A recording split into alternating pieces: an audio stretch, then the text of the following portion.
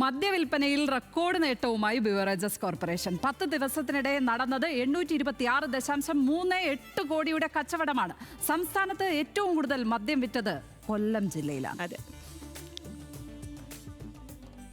കഴിഞ്ഞ വർഷം ഓണക്കാലത്ത് 776.82 കോടി രൂപയുടെ മദ്യമാണ് വിറ്റത്. കഴിഞ്ഞ വർഷത്തേക്കാൾ 50 കോടി കൂടുതൽ കച്ചവടമാണ് ഇത്തവണ നടന്നത്. ഉത്രാട ദിനത്തിൽ മാത്രം 137.64 കോടി രൂപയുടെ മദ്യം വിറ്റു. സംസ്ഥാനത്ത് ഏറ്റവും കൂടുതൽ മദ്യം വിറ്റത് കൊല്ലം ജില്ലയിൽ. ബെവ്കോയുടെ 284 ഔട്ട്ലെറ്റുകളിൽ കരുനാഗപ്പള്ളി ഔട്ട്ലെറ്റിൽ നിന്നാണ് ഏറ്റവും കൂടുതൽ മദ്യം വിറ്റഴിച്ചത്. 1.46 കോടി രൂപയുടെ മദ്യം കരുനാഗപ്പള്ളി ഔട്ട്ലെറ്റിൽ നിന്ന് മാത്രം വിറ്റു.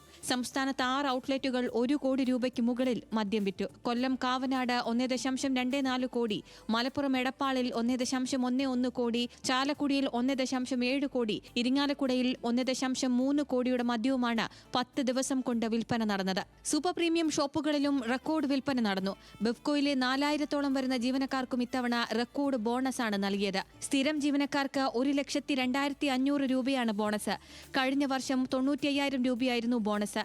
സുരക്ഷാ ജീവനക്കാർക്ക് 12,500 രൂപ ബോണസായി ലഭിക്കും. കടകളിലെയും ഹെഡ്ക്വാർട്ടേഴ്സിലെയും ക്ലീനിംഗ് സ്റ്റാഫിനും എംപ്ലോയ്മെന്റ് സ്റ്റാഫിനും 6,000 രൂപ ബോണസ് ഉണ്ട്. ന്യൂസ് മലയാളം, തിരുവനന്തപുരം.